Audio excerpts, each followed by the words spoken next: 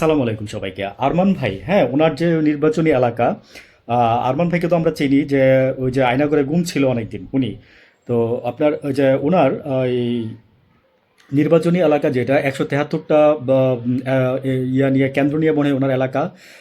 তো গতকালকে আপনার সিসি ক্যামেরা একদিকে লাগাই দিয়ে যায়, আরেকদিকে এসে সিটি কর্পোরেশনের লোকজন আসছে সিসি ক্যামেরা খুলে নিতে।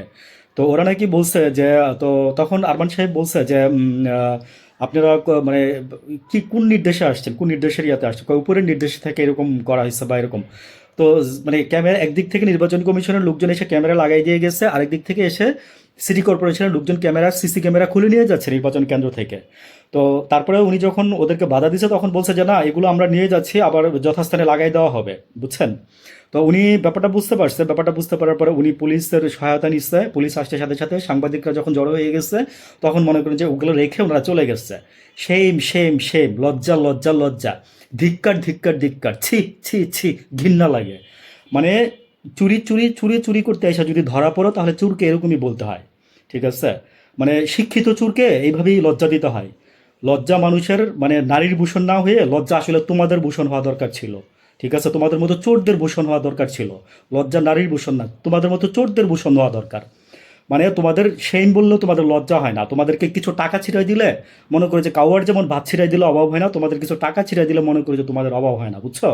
তো তোমরা সিটি কর্পোরেশনে জব করো আবার। তোমাদের মানে মানে বললাম না যে এই এই এই গুলামির জিঞ্জির বেশি দিন থাকবে না। করো, করে যাও, লাস্ট করাটা করে যাও, লাস্ট করাটা করে যাও তোমরা। মানে বললাম না যে everything has goes to limit, limit cross করে ফেলতেছেন আপনারা। মানুষ যেভাবে ঢাকা শহর ছাড়ছে ভোট দেওয়ার জন্য, মনে দিচ্ছে কি যে মানুষ ঈদ করতে বাড়ি গেছে, বুঝছেন। ৪-৫ দিনের একটা ছুটিও পাইছে, মানুষ ফুরফুরা মেজাজে আসছে এবং স্লোগান দিতে দিতে লঞ্চে, তারপরে বাসে মনে করেন যে আপনার ঢাকা ছাড়ছে মানুষ। ঢাকা শহর ফাঁকা হয়ে আছে।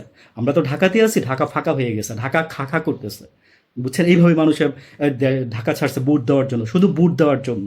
বুঝতেছেন কোথায় আছেন। আর আপনারা চুরি করতে আসছেন, চোর না।